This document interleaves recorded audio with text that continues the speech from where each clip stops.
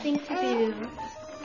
Yeah, just one more thing. And then I'll play with you. The very first kinds of communication that we see from an infant are their signals that they're hungry, that they're sleepy, that they want to play more, or that they've had enough play and they need a little break. This is the beginning of communication. So even though it's not speech yet, it's not even necessarily verbal, these early little vocalizations and nonverbal signals, that's the beginning of communication. Infants start babbling at about 2 months of age, and this varies. You know, infants are all different, but they'll start babbling, making those noises, kind of those long strings of sounds. And at about 5 months of age, you'll start hearing some of the consonants in there. So you'll hear the B and the D and the M, and kind of those building blocks of what's going to become dada and mama and all those words that we so anxiously anticipate hearing. All this practicing that they're doing, all these noises that they're making are really important, because one of the first things that has to happen in order to have language is you have to have the apparatus working properly. So all that babbling and all those sounds, one of the things that's happening is the wiring is getting put in place that's needed for the motor skills necessary to produce speech. What we're seeing is first this burst of overconnectedness, and then the experiences that we have and the language that we hear is going to shape how those connections get formed and how they become permanent. Yeah. When a baby babbles, when they make sounds, when they finally reach that point where they can look right at you and make some sort of sounds, responding to them or babbling back is so good. Hey, baby, bookie, bye. It's the beginning of conversation. It's the beginning of intentional communication, and so it's wonderful to do with an infant. It's important to be patient, because sometimes it can take a baby a little while to respond. You know, keep in mind the scale of this learning process that they're going through, and especially anything that's new to them, it can take them a little while. So you have to be patient. You have to kind of wait your turn and see what they do and then respond. Your turn.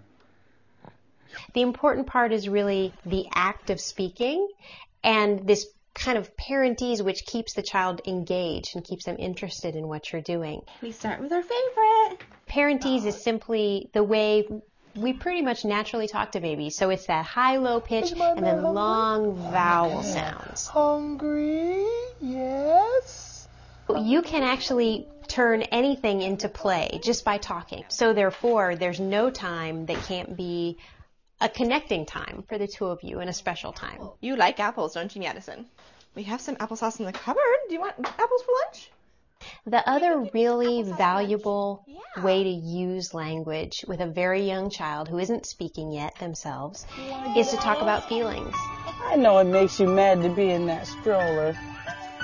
When a caregiver, be it a mom, a dad, a grandma, a preschool teacher, when they talk to an infant about what that child is feeling, you tend to see a greater likelihood of a secure attachment between that child and that caregiver. I see you smiling.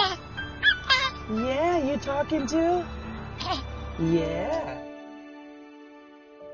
Babies love to hear your voice, and they love opportunities to try to communicate with you and try to have a conversation.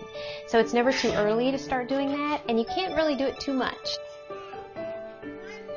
In the same way that responding to your infant's cues helps them start to regulate on their own, responding to their attempts to communicate with you verbally supports their language development. All sounds are good sounds.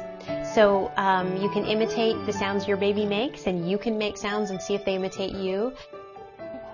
Parentese is great fun for babies of all ages, and babies naturally enjoy it. We naturally do it.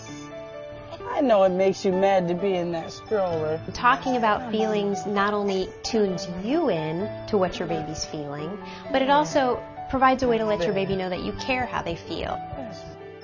It may seem strange to talk to an infant that can't comprehend the meaning of the words you're saying yet and can't form words themselves, but it's actually one of the best things that you can do, not only for language development and comprehension and eventually vocabulary, but also because it builds a relationship between you and your infant.